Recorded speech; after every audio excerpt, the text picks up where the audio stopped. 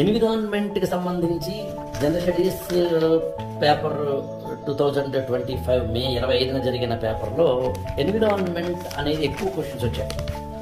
దాదాపుగా ఎన్విరాన్మెంట్ మీద క్లైమేట్ చేంజ్కి మాత్రమే రిలేట్ అయ్యి ఈ మధ్యకాలంలో వస్తున్న ఎలక్ట్రికల్ వెహికల్స్ గురించి, కార్బన్ ఎమిషన్స్ గురించి, పొల్యూషన్స్ గురించి, లేకపోతే ప్లాస్టిక్ దాని కన్జంప్షన్ లాంటి వాటి గురించి ఒక్క మాటలో చెప్పాలి అంటే ఎన్విరాన్మెంట్ అనేది అత్యంత కీలకమైన ఏరియాగా మనం గుర్తించాల్సిన అవసరం ఉందని ఈ పేపర్ చూస్తే తెలుస్తుంది.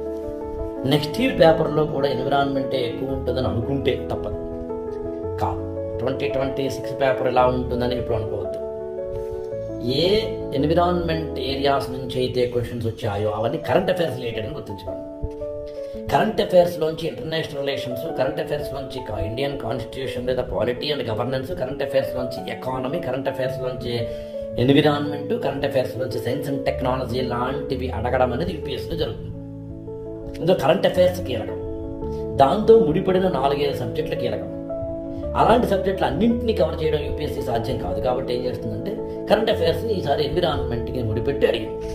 అంత మాత్రాన ప్రతి ఏడాది ఎన్విరాన్మెంట్ ఎక్కువ వచ్చేస్తుంది, ఎన్విరాన్మెంట్ మాత్రమే చదివితే సరిపోతుంది అనే లాజిక్ని ఫ్రేమ్ చేయడం యూపీఎస్సీకి కుదరదు. మిగతా వాటికి ఓకే, కానీ యూపీఎస్సీకి మాత్రం ఎట్టి పరిస్థితుల్లోనే కుదరదు. అందుకని బేసిక్స్ మీద, ఎన్సీఆర్టీల మీద, ఆ మాటకు వస్తే దీంట్లో ఉన్న చాలా ప్రశ్నలు ఎన్సీఆర్టీ బేస్డ్ క్వశ్చన్స్ ఉన్నాయి.